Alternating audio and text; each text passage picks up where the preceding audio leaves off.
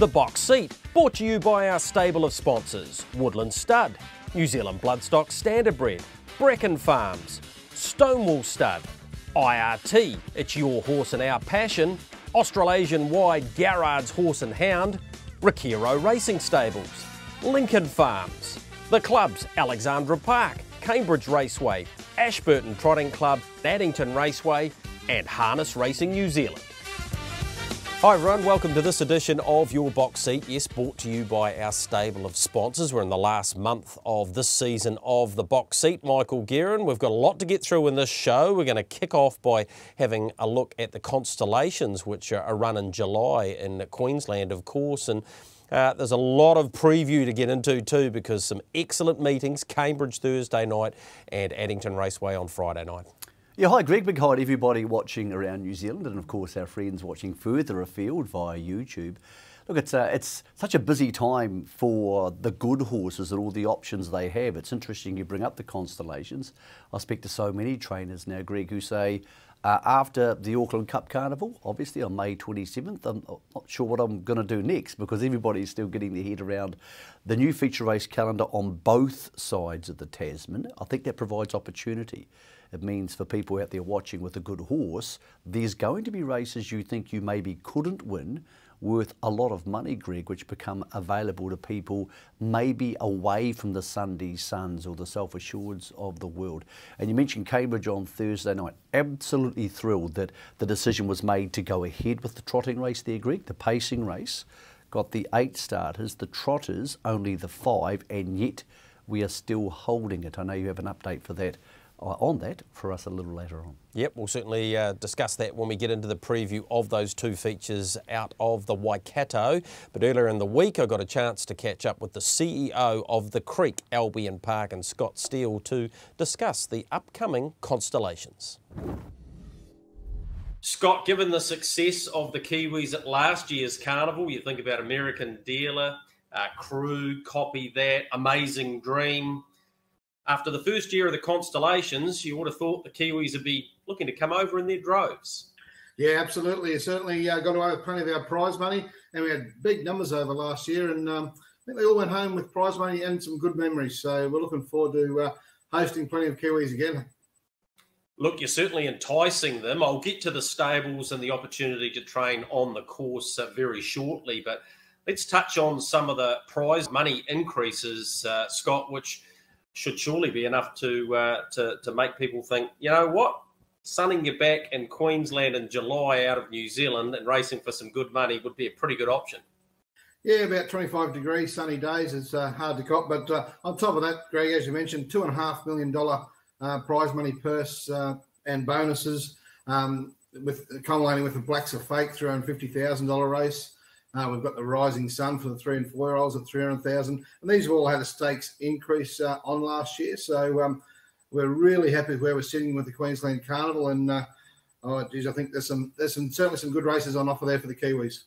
Yeah, there is. Bob Butts, one that I didn't mention, came over with Gold Chain last year, said to me it's the best carnival he's been to, although I don't know that he'd take too much pleasing, Bob, if you put a 4X or a beer of any sort in front of him. So he was just saying how well organised it was, the social activities in between the race meetings. Tell me a little bit more about those and what's available for, I suppose, the casual observer as well, the Kiwi racing fan that wants to come to the Constellations. Absolutely. If it's just a harness racing fan that's coming over to look at the carnival, or an owner, Greg, we've got a golf day on during the carnival. We've got a day at the footy. We've taken the corporate room to go and watch the Broncos play. That's on the Sunday after the Rising Sun. We've got a winery tour. We've got plenty of long lunches. We've got a high tea for the girls. And that was the feedback we got last year from people like Mark Purden and the sorts, the Butts, is that it's like the old day carnival where it's an event now. It's harness racing, business is on the track, but they also get to mingle and have a bit of fun socially as well. Of course, this is brought to you by Garrard's, who are great supporters of the Box Seat, but massive supporters of you guys, and probably the biggest supporter of the Creek at Albion Park. Without doubt, yeah, it's daylight second. Darren Garrard and his family do a fantastic job. They're great to us. They've got the Sunshine Sprint on the 23rd, the 16th of July during the Carnival as well, so they're well represented during that. It's a time-honoured race, but no, the Garrards are certainly great partners with us, and Gail just actually had a birthday the other day, so we had a few birthday drinks. Yeah. The big race, the Rising Sun, the new race that you bought in last year, attracted some Kiwi interest. There is a bonus there for a 3-year-old victor, I believe, this year. Yeah, extra $100,000 if they can win. So not an easy feat, but they do get that draw inside the 4-year-olds. So and look for us to issue a few more invites this week as well, Greg. So on the back of some strong 3- and 4-year-old racing in Sydney last weekend, we've got a meeting this week, and I think you'll see a few more invites come out. Yeah, looking forward to that. Of course, your local 3-year-old star, Leap to Fame. He looks an exceptional type off the back of that New South Wales Derby victory. Yeah, and Grant Dixon's got a huge rap on this horse. He picked him out at a yearling sale, so he's made this horse. Obviously, he's setting it for that race, and I'd be probably taking evens about him getting an invite pretty soon, Greg. Yeah, I reckon you should take it if you could get it. Redcliffe Cup, that's just another part of the carnival, not part of the creek at Albion Park, but it's a $100,000 plus standing start race. Surely that's got to be suitable for country cup type horses that we have punching around here in New Zealand. Yeah, absolutely. And it's 2,600 metres, so it's the right distance for the Kiwis. It's a track that's a triangle, so 3 corners. So those country cups horses that may not be up to the top level but have good standing start manners have a real opportunity to earn good prize money. As you said, over $100,000, and a little bit of spending money for the guys if they come over. But honestly, it's a great inclusion. It's double from 50 to 100 to attract those sorts of horses as well. Yep, absolutely. It should do that, as should your on-course stabling facilities that I understand you've got 24 boxes. But if anyone's thinking about coming, they need to get a hold of either yourself or Kate Butt at the creek, because of the 24, I think half of them are already gone. Yeah, that's right, Greg. And we've just put some big day yards up, so trainers will be able to put their horses out on grass during the day and then as well. So, yeah, contact Kate or myself at the creek. And I said we have a great relationship with accommodation partner Quest, which is right there. The Breakfast Creek, you can't get a better steak in town. So it's an ideal spot to stay, that's for sure. Yeah, 4 nights of the carnival, 2nd, 9th, 16th and 23rd of July. Of course, the Rising Sun is the big one on the 9th. The 16th is the Sunshine Sprint, of course, and it all culminates with a massive night on the 23rd with the Blacks of Fate. But there's something for everyone. Trotters, pacers, mares, 3-year-olds, 4-year-olds, the open class horses. People just need to get a hold of you. And like I say, if they're looking to bring their horses, they need to do that relatively quickly. Absolutely, yeah. You've got $100,000 mares races, trotters series, so there is one there for everyone, especially if they've got to bring a partner with them. And yes, we've had plenty of interest from the Kiwis, but we are sort of booking up with those on-course stabling, so get in contact with us fast and we'll certainly look after you. I see it's not just about the horses and the trainers, but you've got gun driver Cam Hart coming to the carnival too. Of course, we've seen him over here in New Zealand, Majestic Cruiser running 2nd in the race and then taking out the Messenger. So he's a gun, and what's he got, a handful of Group 1s. He's going to get a whole lot more by the time he's finished. I wouldn't mind a percentage of what his driving fees and percentages have been lately, Greg, that's for sure. Yeah, and an awesome talent, a nice young kid too. So he'll be a great inclusion into the carnival. Obviously, we've got trainers and drivers coming from Sydney, Melbourne, New Zealand, and I think we might get the odd Western Australian over this year as well. Beautiful. Sounds like a wonderful concept. Congratulations on the way it went last year. Best place to go, thecreek.com.au for all of the details around the carnival. And we're just on 50 days out from it, Steely, so it's not far away. It's just around the corner, and we're nervously excited and can't wait to get into it. So great to catch up with Scott Steele around the constellations. Let's give you a summary of what's ahead for the carnival. They have got 20 group and listed races, and here is a list of the Group 1s for you, Michael. The Rising Sun, the 3- and 4-year-old, with that $100,000 bonus if a 3-year-old's able to win it. There's the Group 1 Trotting Championship, that's on the 9th. The actual carnival starts on the 2nd, and if you wind it back to Redcliffe, it's on the 25th for that $100,000 Redcliffe Cup. The Sunshine Sprint, the Golden Girl, and the APG Sales Graduate Finals, all at Group 1 level there. And then the big final finale on the 23rd of July with the Blacks Are Fake, Michael, now worth $355,000. Yeah, it's a lot of money, Greg. And this time last year it was all innovative and we sort of thought, wow, this new carnival's turned up. It's worth a lot more money since, and of course the race has now turned up in April, plus of course the new race for next season. So all these new initiatives together are great, but what it causes the problem of, Greg, is when do people give a horse a break? And I think that causes the opportunity for a horse to go. If I owned one of the top 5 open class horses, and most of them tend to be owned by different people, you'd be really tempted to go, because the natural thought process is this will impinge on the New Zealand Cup in November. But of course, Copy That won the Cup in November, and he was there at this carnival. And in many ways, I think that aided him, Greg. I think he came home a better horse last season after winning the Cup. A lot of those wintered horses who went there, Amazing Dream, also came back to her best form in the spring. So I think the days of the big spell, the 6-week traditional spell, or the 2-month spell, and then the 2 months of working up, and then, you know, 3 or 4 races before the Cup, Greg, I'm not sure that has to be for everybody. And I'd be really tempted if I had one of those top 5 horses to say, look, if the New Zealand Cup's there, great. That'd be wonderful. I'd love to win that. But there's a lot of money here where there's no King of Swing. There's going to be no Self-Assured. Maybe Spankham will go, but he had issues there last year, Greg. So I think one of the open class horses will go. I know you think it could well be South Coast Arden. The 3-year-olds are the other interesting one, of course, because it no longer comes at the end of the 3-year-old season, and we still have derbies and things to be run here. But gee, there's some opportunity there, Greg. It's a lot of money, and somebody's going to have the chance to take it by the scruff of the neck. You were suggesting maybe South Coast Arden? Yeah, I think so. I've spoken to Brett Mangos about that. It's a distinct possibility. Sure, he has to come through his next few runs.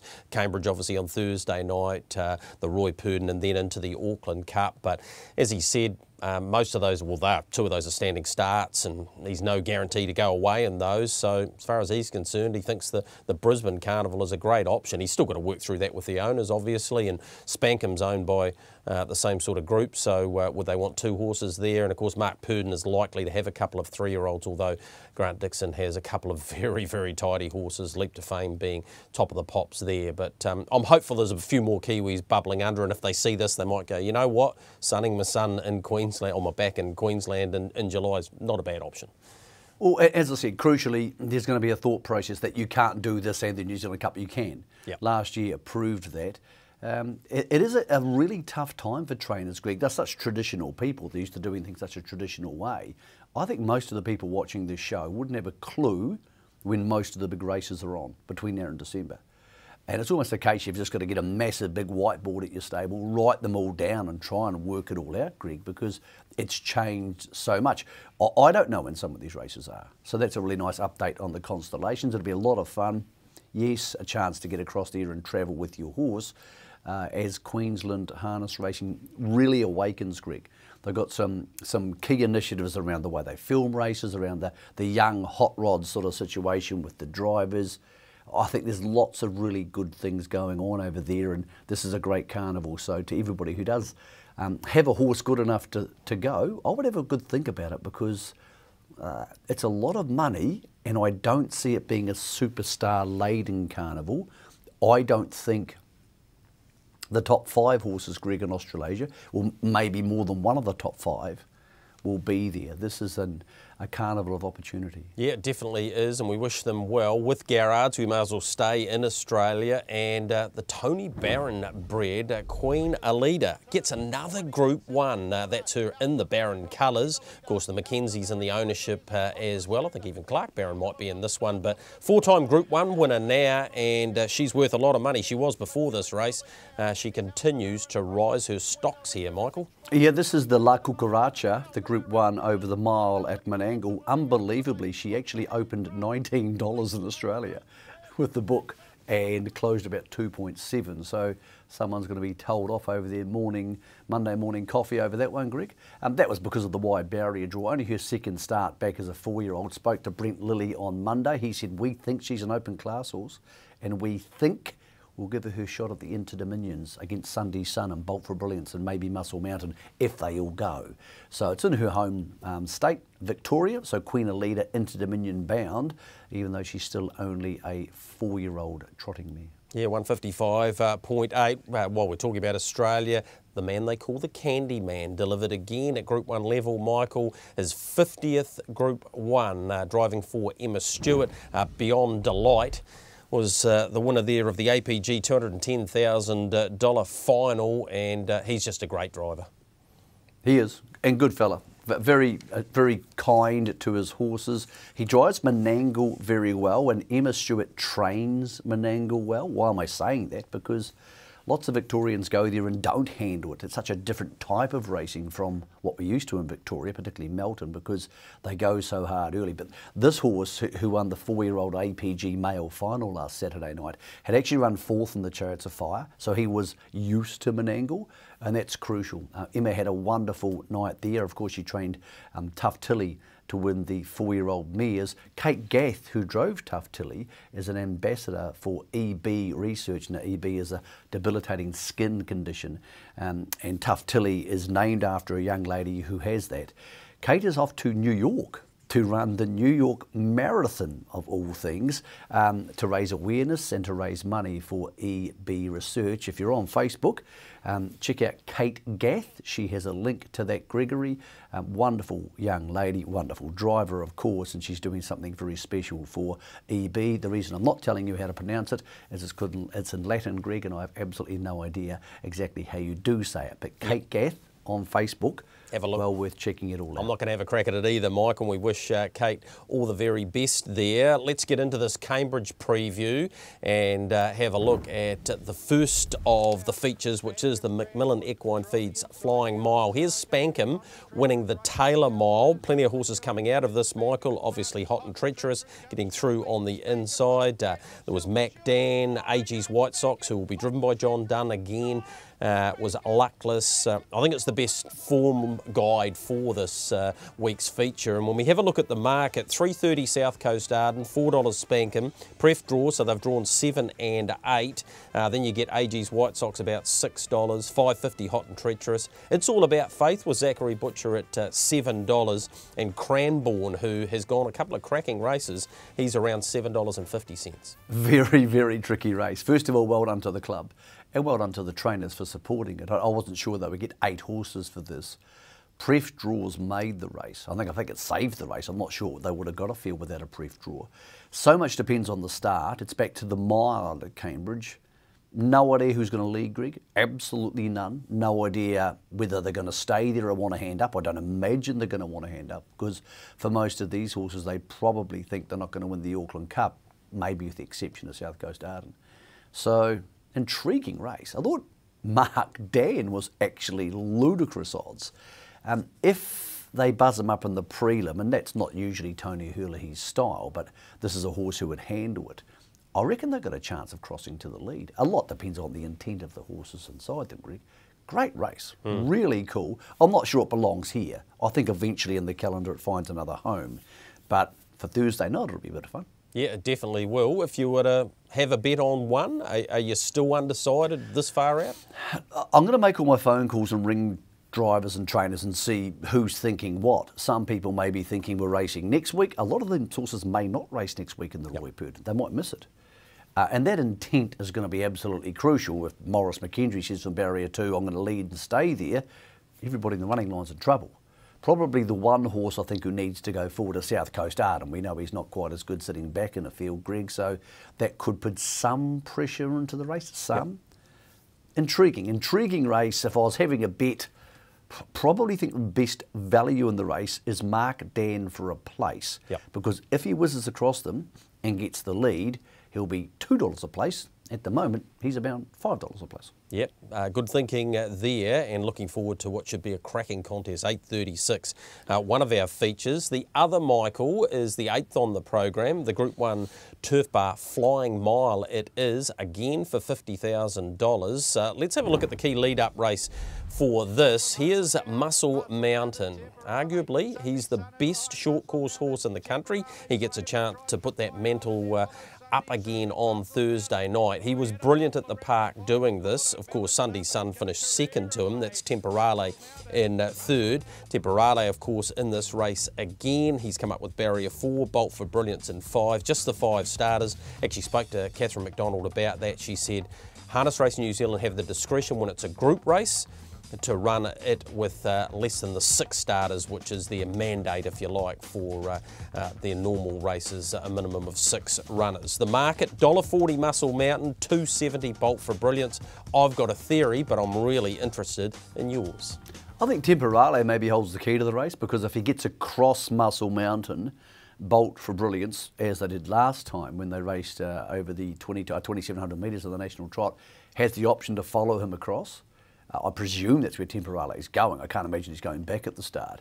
And then you have the potential, and it's only the potential, for Bolt for Brilliance to end up in front of Muscle Mountain, Greg. If he ends up behind him, he can't beat him. Yep. I reckon Muscle Mountain's immoral if Bolt for Brilliance settles behind him, because he'll just run to the front or sit parked and trot 155. So Muscle Mountain is on top for me because he has more options, I presume.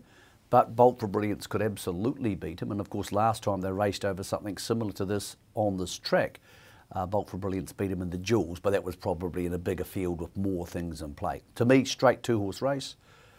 Well done to the connections of the other horse for getting involved. I'm glad the race has been saved.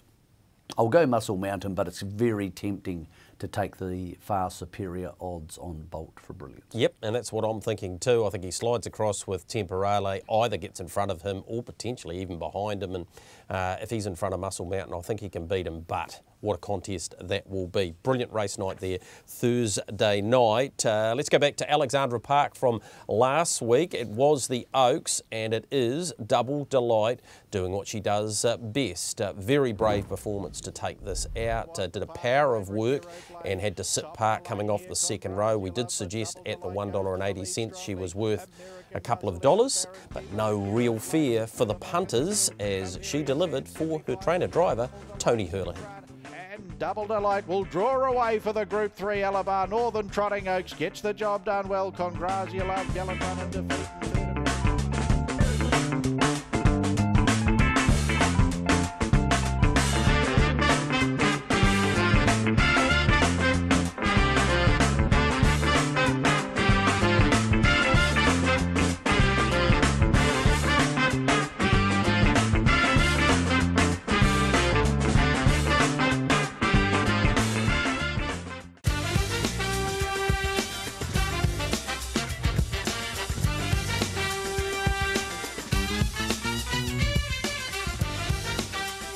Welcome back into your box seat, of course, with our stable of sponsors. The passing of Gary Allen, a man who contributed so much to harness racing last week, a former chairman. Of course, he was with the Wellington Harness Racing Club. That's where he kicks things off in the early 90s. I think he took over the chairmanship at Harness Racing New Zealand about 2016. A larger-than-life character. He had so many good horses, a big breeder in his time, Michael. Gary always had a smile on his face. He delivered at the highest level in terms of administration and on the racetrack too, with some of his breed, the likes of Bell Galleon, and of course one of the best 3-year-old trotters, one of the great stayers who won both derbies in Son of the Don. Yeah, the Don Son. The Don Son, sorry. Yeah. No, lovely guy, Gary. Just a gentleman, a big rolling bear of a man, as you said, always had a smile on his face. I think he spent time as a truck driver earlier in his life, and here is the Don Son winning the Derby at Addington. Seems a long time ago. Gary had a lot of friends in harness racing. To be an administrator at that level, at that absolute top level, is very much a thankless task, and you spend countless hours on the phone, often to people who aren't really happy, and you spend a lot of time reading board papers and travelling in planes, and no one really says thank you very often. Gary and all those top-end harness racing administrators, Greg, deserve our thanks. I'm glad he's at peace now. I think he had a tough last year with dementia, which is obviously a horrendous thing to be involved in. So, yeah, our condolences to Gary's family. He has many friends, many of whom will be watching this show because they're harness racing people.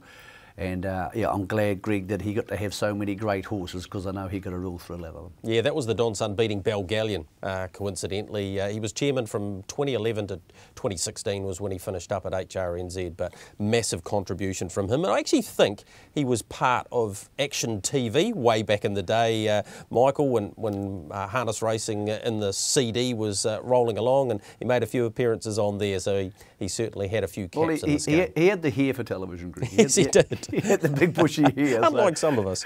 Yeah. Yes, the less Yes. said the better, Gregory. Yeah, I think he won about 150 races, so yeah, his legacy will certainly continue on through the Galleon Monkey for a very long time. Let's go back to Addington Raceway from last Friday night.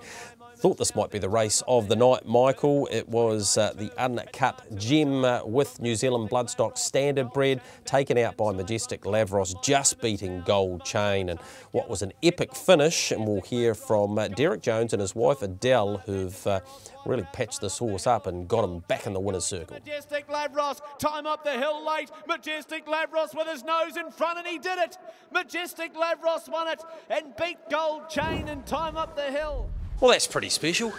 Very, very special, Greg. Yeah, amazing. Just out of this world, really. The race was exciting, the build-up was exciting. I was shaking like a leaf up there. I'm just not used to this kind of environment, really. It's pretty special. It's also very nerve-wracking, to be honest. Obviously Mark Jones developed this horse, and you've done a lot of work with him shoeing wise, because he's always had problems with his feet, and that's got to make it even more satisfying. Oh, look, absolutely. Mark's done a great job. He's won 7 races with him. I've won 1. So absolutely no doubt about that at all. And he was getting me to shoe him up there, which is fine. I think the only factor that he finished up with us was the pull factor. We've got an amazing pull there, and we can swim him literally so many times it just takes all the pressure off his feet. Simple as that, really. Well, he looks a happy horse out there, Adele, and the way he raced tonight, I'm pretty sure Gold Chain got past him halfway down, and he's put his head out and thought, nope, this is mine. I'm sure he came again. I mean, I was pushing him over the line, to be fair. Just how much work has Derek done on his feet? Because I'm picking it's been, and he's been in this game a long time, the farrier game, but it's been a great challenge for him, hasn't it? Yes, it has. And of course, he wanted to get the horse right for Kipros, because he's shod for Kipros like way back in the day. So he does love a bit of a challenge, and so he's retired.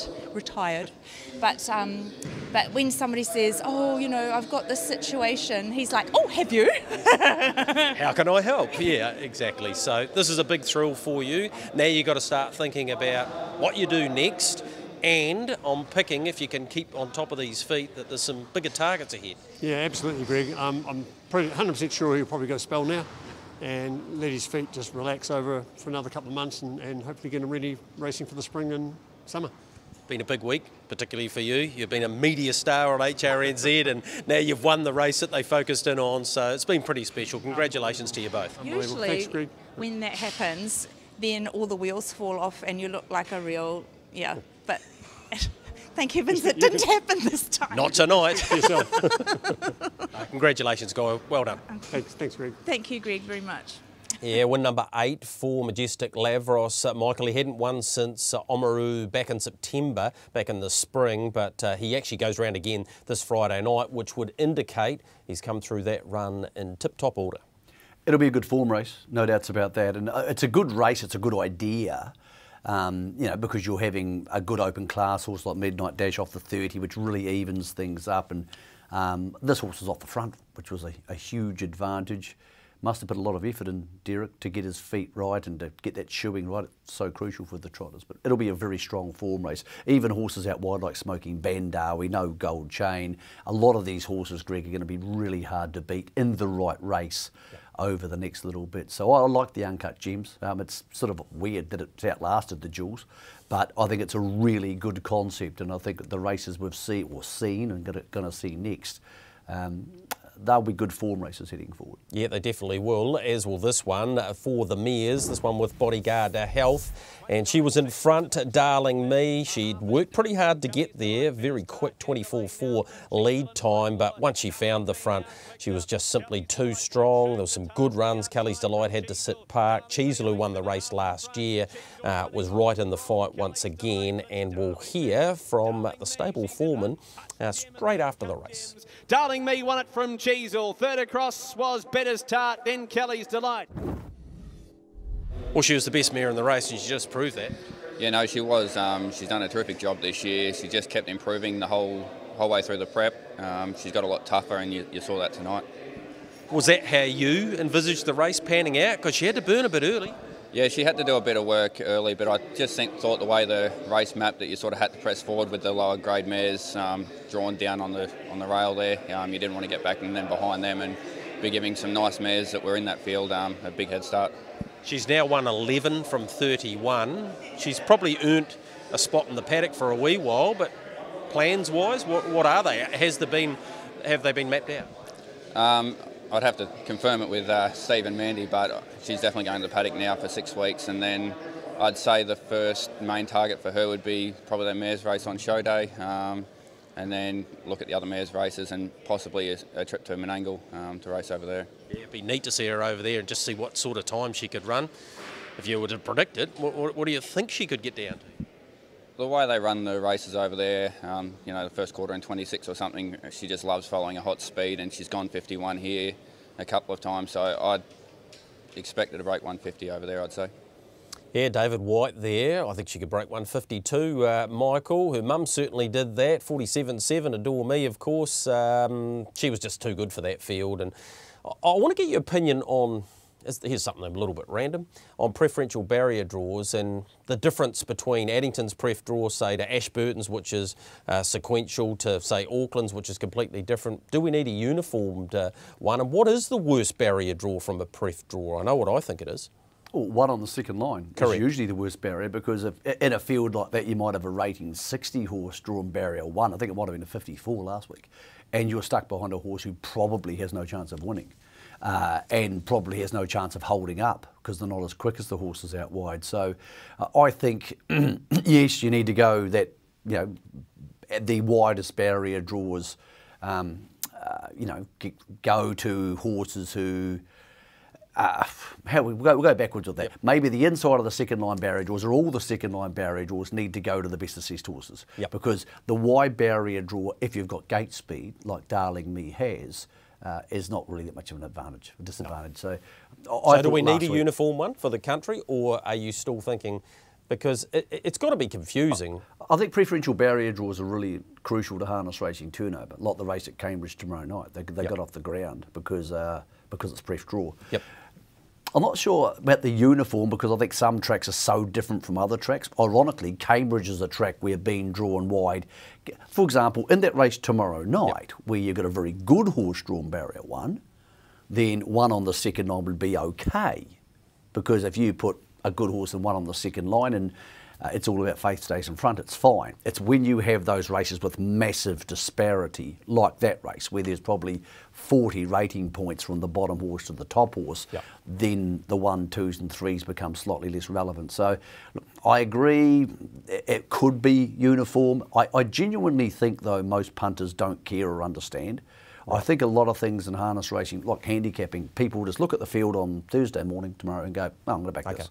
Yep. But it won't do any harm. I don't have particularly strong thoughts about it, but I do think that it's different depending on what type of race it is. The New Zealand free-for-all, for example, say it was preferential draw, you're comparing oranges with oranges. Yeah. So, yeah, interesting one to talk about. Greg, I don't really know how it got to the stage that there are different ones for different tracks. No one's ever mentioned that to me. I think we both agree, though, inside back row generally would be the worst draw. And, of course, Group 1s you can't have a pref draw on, because otherwise they shouldn't be Group 1s. I mean, you want the best horses to win the Group 1s. And well, actually, funny enough, when you mentioned that, I was actually surprised that tomorrow's race, which is Group 2, was preferential. Yeah, I think the rule, I don't know this for sure, that Group 1s can't be. Yeah, no, Group 1s absolutely can't be. I was just surprised the Group 2 could be, to be perfectly honest. So it's... well, I think you can put any condition on any race outside of Group 1s. Yep. Well, look, I think it's worked for the race. I'm not saying it's a bad thing, and if they made it uniform, I think it would suit on some tracks far better than others. But at a track like Addington, when I see a horse like her, gee, she was a great bet in that race. Yep, she certainly was. Tommy Waterhouse was a great bet if you were on him in the third of our Uncut Gems from last Friday night. He found the front, he dominated for his trainer-driver in Kirsten Barclay, and he rolled some sectionals which made it impossible for the others to catch him. Outstanding in the end. Here's Matt Cross bringing them home. Running on then, Got You Covered from Heisenberg, but it's Tommy Waterhouse. Anything Goes is a length away. Tommy Waterhouse. Tommy Waterhouse, what a win. Beats Anything Goes. Third across, Got You Covered, and then came Heisenberg. Well, he was awesome. Yeah, he was. Yeah, he warmed up really well, and once we hit the top, he just floated around the track, and he felt really good. He was actually looking at stuff and being a bit of a dick. But, yeah, no, he was. Yeah, really awesome. How long was this race on the radar? Probably, I'm thinking, since November. Yeah, since November, we earmarked it as it'd be a good race for him, and he raced so well up here in the south of Waitaki, so we knew he'd like the track. So yeah, no, it's been in plan for a wee while and worked out. Yeah, look, he's 2 from 2 at the track. We'd like to see him again. I mean, there's got to be some decent targets for him now. Yeah, there is. So he'll go home now and have a good break for 6 weeks, or maybe just a month, because we going to come back again in November and look at some of those races with him, and yeah, no, hopefully keep the form up. This is not your first win in the race. The mighty You May Collect beat Classy Brigade and Co here in an epic battle, and I'm not saying this horse is in the same category, but I tell you what, when he can roll those sort of sectionals, he's hard to beat. Yeah, he is, and he just has such brilliant gate speed, and once he gets to the front, he's happy rolling along and going a good clip, so that makes him a really tidy racehorse. So yeah, there's definitely more in store, knowing the breed. It's a breed that does improve with time, so he's only 4, so hopefully I think another good spell on that, there'll be a wee bit more there. Raced by the McEwen Bloodstock team. He was pretty awesome there, Michael. Good runs in behind. Anything Goes is lightly tried. Got You Covered's won over 100,000, just keeps going good races. There seems to be a bit of discussion around a bias at Addington for those in front at the moment, but I don't know how long this has been going on, probably 10 or 12 years, where you've said markers, markers, markers in these feature races, and, well, it's just continuing. I don't understand how there could be a bias at Addington. Doesn't make any sense. Well, someone said to me the other night, I reckon the camber's not as cambered the last bend. Well, they haven't touched the track. That's just absolute rubbish. Yeah, it's just silly. Yep. Okay, Michael, we'll move right on from that. But what did you think of Tommy Waterhouse? A lovely horse, lovely big long striding horse. I'm not saying he'll be a cup horse this year, but gee, they're going to have some fun with him, because those horses, because of the way the season is changing, and say, for example, Self Assured will go to the paddock after the Auckland Cup, so he goes to the paddock first week of June.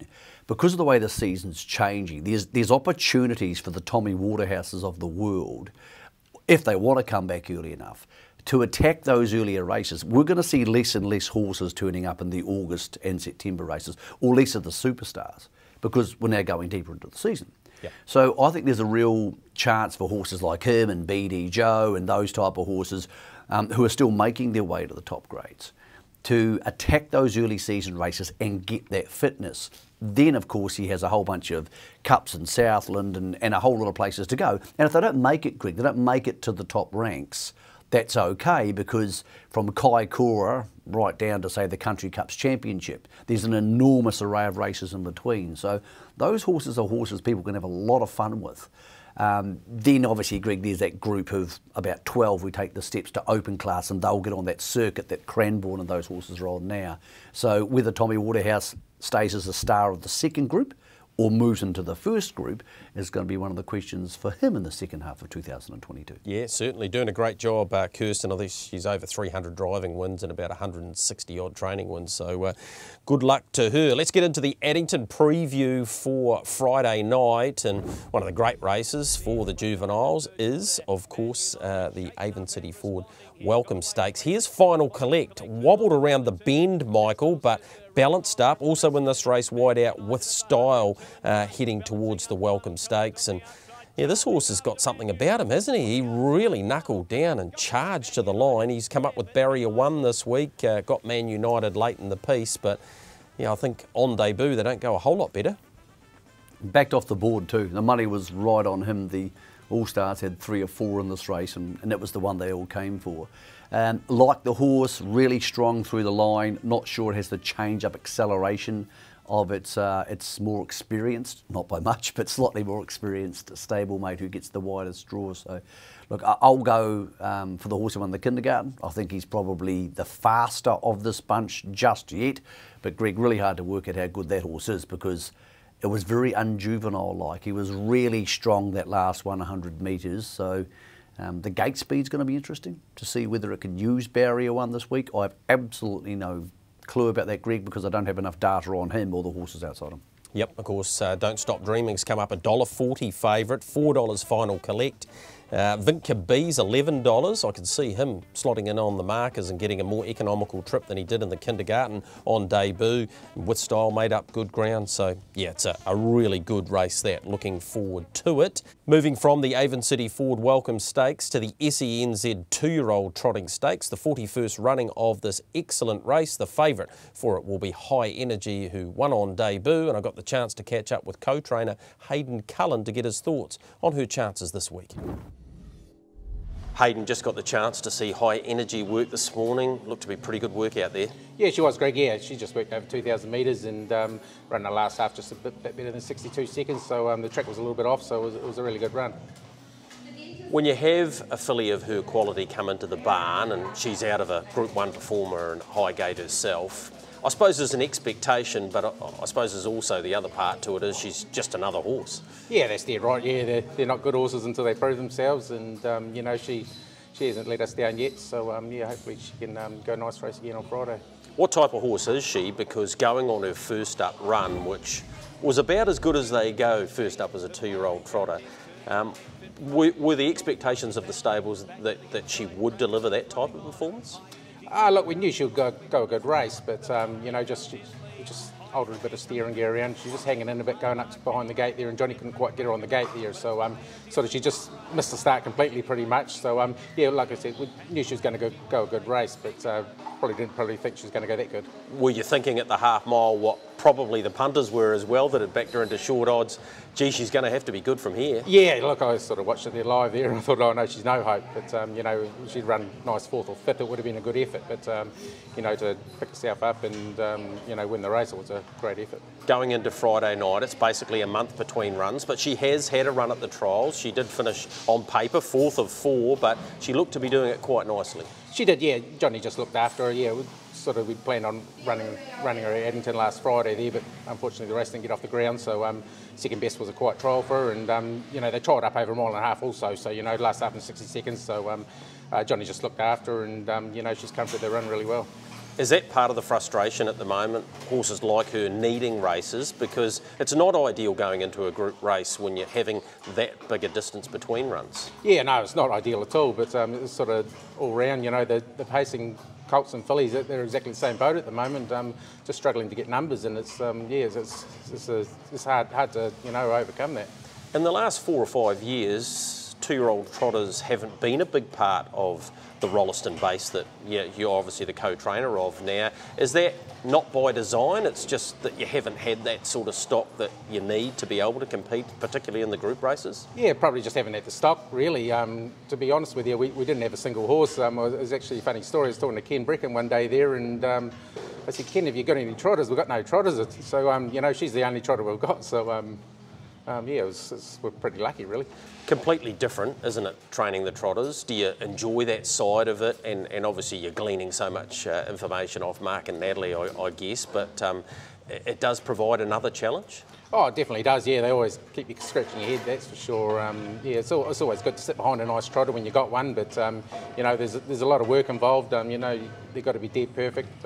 You know, yeah, Mark's a very good man with the trotters. He knows what he's doing, and, yeah, like you said, it's great to learn off him. And obviously the shoeing side of things is an enormous part, and you've got one of the best in Kerry Estridge doing the business there. Yeah, that's right. Yeah, Kerry does a super job. Yeah, he's very committed to the stable, and, you know, he always goes out of his way to do the best for the horses. What about going into Friday night, off the work today, and she'll have another run on Wednesday, I'd imagine. Are you happy with where she's at? Yeah, really happy, Greg. Yeah, like we said, it's a few days between races, and you know, every run she's had at home, she's got better and better. So I think going into Friday night, she shouldn't be too far off her best. Yeah, great insight there from Hayden Cullen around High Energy. Comes up with barrier 5, only 2 winners in the race. Michael, $30,000. She looks classy. Yeah, she was good. A lot like her mum. She's not a big imposing horse. Highgate wasn't a massive mare either, but yeah, she's obviously got heaps of speed, great intent. She wants to be out there and doing the job and chased down some pretty nice horses last time. It's going to be very, very hard to be bidding against her anytime soon until we see another horse emerge from this crop. And she's probably a horse that her sire father Patrick needs. He's had a lot of good mares in New Zealand, and he hasn't by any means hasn't been a failure, but he hasn't had a great start to his career. He hasn't had a horse turn up and go, wow, look at me.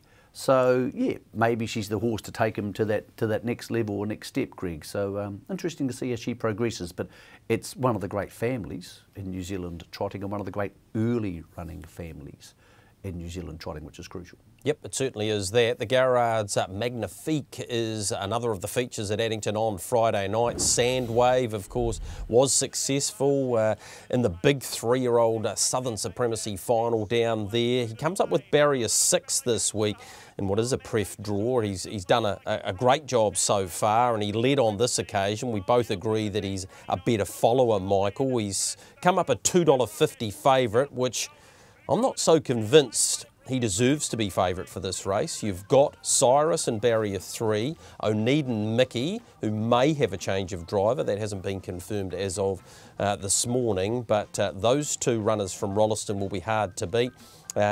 Invitation Only was excellent last time, and Can't Find a Better Man is no slouch. So, yeah, I don't know if I'd be taking the $2.50 about Sandwave. You may not have to. I think Oneiden Mickey will take money, so maybe Sandwave will bounce out the other way. Apparently I got contacted by one of the team with Sandwave yesterday, and they were saying that one of the owners came across from Sydney, and there was a big group of them on Diamonds Day in the Deep South, and they had a rollicking time. They really enjoyed their horse. They want to go with the moniker the People's Champion. I said, boy, you might need another name. There's been quite a few People's Champions along the way. So look, if anybody out there's got an idea for a name for Sandwave in case he turns out to be a really good horse, they love him already. So look, good luck to the boys there, and girls, of course.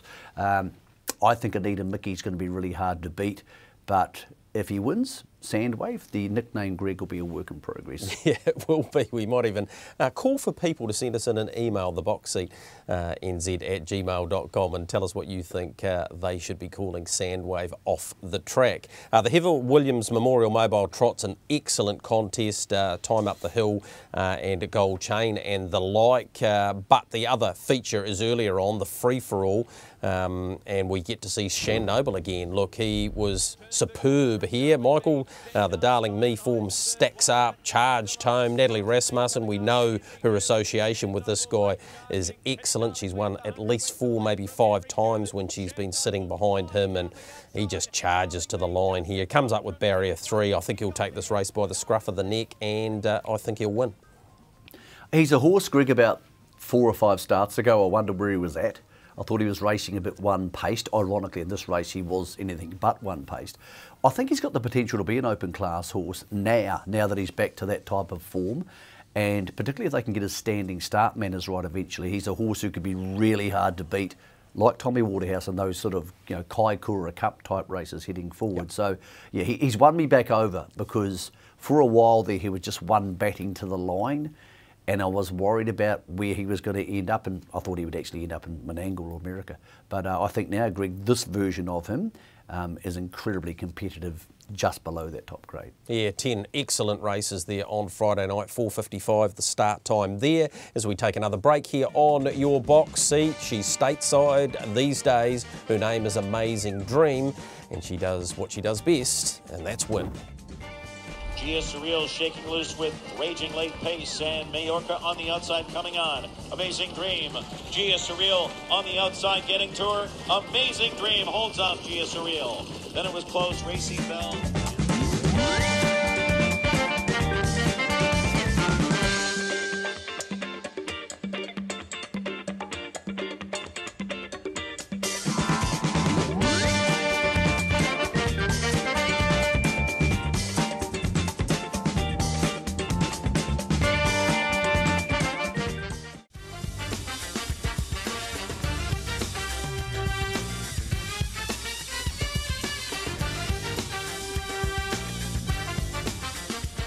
In your home straight, in your box seat, ownership opportunity this week with Lincoln Farm. Showed you this a couple of weeks ago. Talking to Ray Green, they really like Neptune, beautifully bred family, out of a family, of course, of Dr. Susan and La Rosa. Those opportunities go to Lincoln Farms, the website, just Google that, or send an email to Ian Middleton, ian@lincolnfarms.co.nz, and he will help you out there. With Harness Racing New Zealand, we now have an opportunity to catch up with one of our juniors down south again. Cam Kirkwood took that opportunity to have a chat to Oliver Kite. Ollie Kite, what was your first driving win and what do you remember of it? My first driving win was on Barika at Winton for Nathan Williamson. She left the gate well that day. I ended up trailing one of Terry Smeals. I set the trail throughout and she got up the lane and won, and it was a great feeling crossing the line in first, but coming through the birdcage, there was a protest. So I didn't know whether I won it or if I was going to lose it or what happened, but when it finally got called off, it was a massive sigh of relief. So who have you worked for and who's helped you along the way? Nathan Williamson. When I first started, I used to help Tony Barron when he was down in Invercargill, and then when he moved up north to Canterbury, he got me in here with Nathan Williamson. Now I work for him full time, but back then I used to just help out in the weekends and holidays. So how long have you been with Nathan now? I've been with Nathan about 4 years full time, but before that I probably come here in the weekends and holidays around school time, whenever I could really, since I was about 13, so been helping him for about 7 years now probably. So why harness racing? What brought you into the sport? Mainly just the horses and the people, and then also now the thrill of winning, really, you know. That's what everyone does it for, the thrill of winning, and the horses and the people are the three main ones, really. So do you have any family background in the sport, or how'd you get involved? No family background. Not one of my family members are in horses or horse racing, to be fair. I got involved because I used to live over the back fence from Tony Barron, and I seen the old jog frame going around the track and I was intrigued by it, so I jumped the fence one morning and asked if I can help out in the weekends and holidays and whatnot, and it just stemmed from there. So what are your ambitions in the sport going forward, both long and short term? A short term ambition, just keep driving, keep ticking them winners up hopefully in the junior driver ranks, and hopefully qualify for the New Zealand Junior Drivers Championship, and down the track, depends on how well I go at that, just extend into the training side of it. I don't really want to start too early just in case you get tied down with training and you can't travel as much and all the rest of it. So hopefully it goes well in the junior drivers ranks, and then I'll look at that later on. Good on you, Oliver. Yes, 8 wins in the bank. You'll get a few more, I'm sure of that. Speaking of wins, what about the wins and losses for hits and misses, as we call it here with the TAB? Michael Guerin, a couple came off there at Addington Raceway of the $5,000 Virtue, the Love Struck and Darling Me. Couple missed though down the bottom, including Swaggerman in the last. Yeah, and Mataderos continues to take money, Greg, and I think he's going to be a significantly better horse when he can get up against the marker pegs and get on the speed. So, yeah, my advice for Mataderos backers is maybe stop backing him when he's in the handicaps, Greg, because I do think he's a vastly superior horse when he's up and running.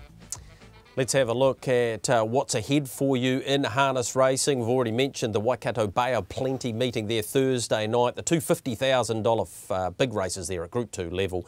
The Flying Mile for the Pacers and the Trotters. 5:34 is the start time there at Cambridge. They've actually ended up with 10 races. Addington have 10, and they've got quality right throughout the night. 4:55 the start time. The Avon City Ford at New Zealand Welcome Stakes, one of the big ones there for $50,000. Winton, they go round on Saturday afternoon, 11:40 the start time there in Ashburton on Sunday, 12:20 the first kicks off there. And Addington Raceway, that's why we're a bit late with the box seat this week and for next week as a result of the Addington meeting, the lower grade meeting being held there on Tuesday. Rakiro Racing, they get behind our best bets of the week. Michael Guerin, we're both heading to Cambridge. You're going for a trotter that has plenty of quality, and so am I. Yeah, Mystic Max for me, you might get even money because he's off a 20-metre handicap, but when Alexandra Park winning form, which he has from last week, comes to Cambridge, Greg, against the regulars at Cambridge, it tends to be winning form. So I'm not sure what he'll pay. It's really hard to work it out. But if he's $2, I'll be more than happy to jump on him. I think he'll win again. Of course, he raced well on the Jewels on this track. And after pulling off Spankham to win the Taylor Mile a couple of weeks ago, Gregory, at good odds, you're going for another, not upset, but another away from the favourite betting option in the feature trot. Yeah, Bolt for Brilliance. I said before, I think he has a few cards to play on Thursday night. I think he can beat Muscle Mountain. It's no good thing, of course, but at $2.70 in what is a two-horse race, I think he's well worth backing. Jason Broad's gone for You Said It in race number 3 there on Saturday. All right, that wraps up the show for another week. A big thank you to Michael Guerin, and both of us will catch you in 1 week.